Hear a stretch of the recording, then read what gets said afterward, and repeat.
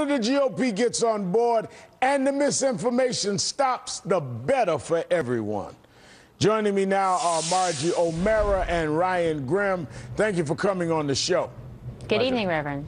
So, Margie, will the Secretary of Explaining Stuff help cut through all the GOP misinformation about this law?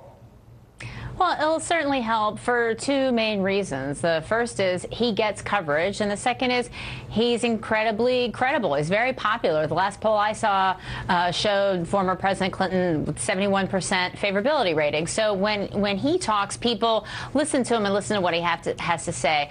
And that speech, however, I would point out, was not like his convention speech. It was really more of a policy speech. And I think that underscores that this shouldn't be about politics. This shouldn't be about the political back and forth. We're now getting to the sign-up time, October 1st, and it's important to really spell out the important changes that that Obamacare will have for people who really need it, rather than the politics that you see on the other side, where people deliberately saying, I'm an obstructionist, or I'm going to take these votes that are not going anywhere, and people's lives are at stake, and it's costing the taxpayers money just to perpetuate that political back and forth. Now, it was not, Ryan, a speech like the Democratic convention speech. It was a policy speech, and he made the case that the new law is a big upgrade from our current system. Watch this. It's better than the current system, which is unaffordable and downright unhealthy for millions of Americans. Number two, it gives states the chance to devise programs that work best for them and their populations. This does give us the best chance we've had to achieve nearly universal coverage, provide higher quality health care, and lower the rate of cost increases, which we have got to do in a competitive global economy. To compare it to our present system, is that the way to help sell this, Ryan? Yeah, I think that's one of the most kind of unspoken, one of the biggest unspoken problems that the Republicans have is that, they kept saying for a long time, we're going to repeal and replace, but we saw the repeal 40 times, but they have since dropped even the pretense that they're going to replace it with anything, which means that they're backing the status quo system. And nobody who has experienced the healthcare system, other than the top 1%, and that's everyone, that's all of the 99%, can say that system works. The costs are out of control and outcomes are poor. I mean, there's just no question that, and people understand that in a very visceral way because they have experienced that. And I think what you're going to see after October 1st is not just a campaign from Clinton and other Democrats, but a real word-of-mouth campaign where people start saying, hey, I just got health insurance for my entire family for $250. $250 for the month? No, $250 for the whole year. And they'll say, where can I get that? And I think that kind of thing is just going to go from person to person, and you're going to see a lot of signups, and that's what the Republicans are worried about. But Margie, Tea Party Senator Marco Rubio is calling for TV ads about Obamacare to be canceled. The ads will go up in 16 different metro areas and help explain the law to millions of people. But Senator Rubio says there are blatant misuse of federal funds. At the same time, 80 House Republicans are now urging Speaker Boehner to block funding for Obamacare. So the opposition is still there and still trying to stop this. Yeah, it's terrible. I mean, really, they're trying to make a political point. They want Obamacare to fail because that will hurt the president. But really, it's going to be hurting their own constituents who need this help. They need lower cost, affordable health care. They need it to survive. They need it so their children can go to the doctor. And it's unconscionable that people would use children and families really as a pawn in a political game. It's really outrageous, and people should be outraged.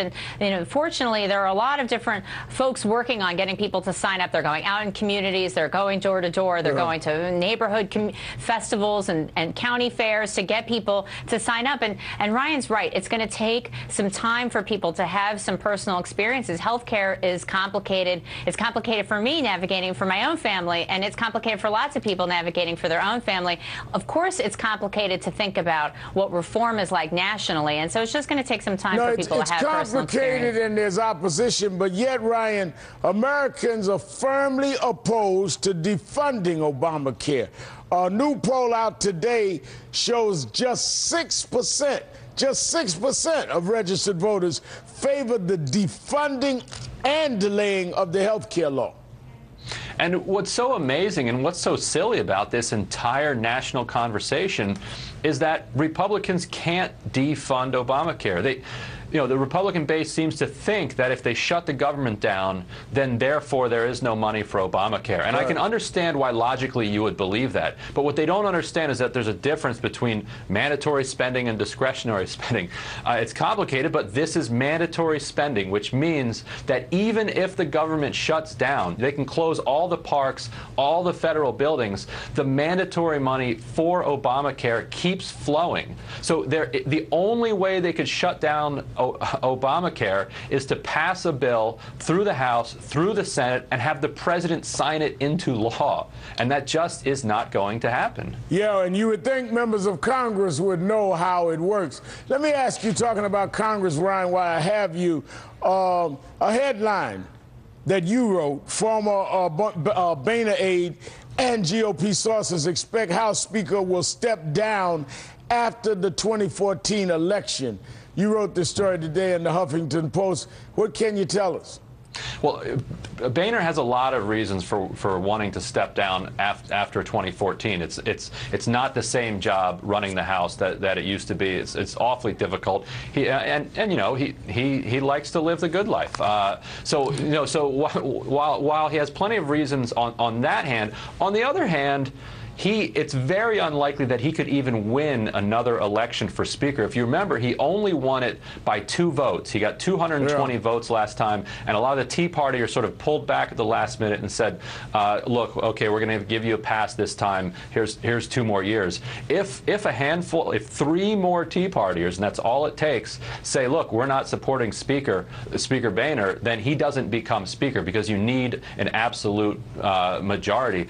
And there's no indication, and the people around Boehner don't believe that he'd have that amount of support after coming through. Look what he's got to deal with: a Syria vote, immigration reform, debt ceiling, government shutdown. So even if he could get it now, it's extremely unlikely that he could even find the votes. Has Boehner's office responded to you on the record at all on this? They did. They said, Boehner has said publicly that he intends to stay in his position, and that's their public position. And also they have to say that if he doesn't fundraising, if he doesn't keep up all the pretenses that he's staying next term, he immediately loses all of his power. So you have to say that you're staying. All right, we'll have to leave it there. Ryan Grimm and Margie Omero, thanks for your time tonight.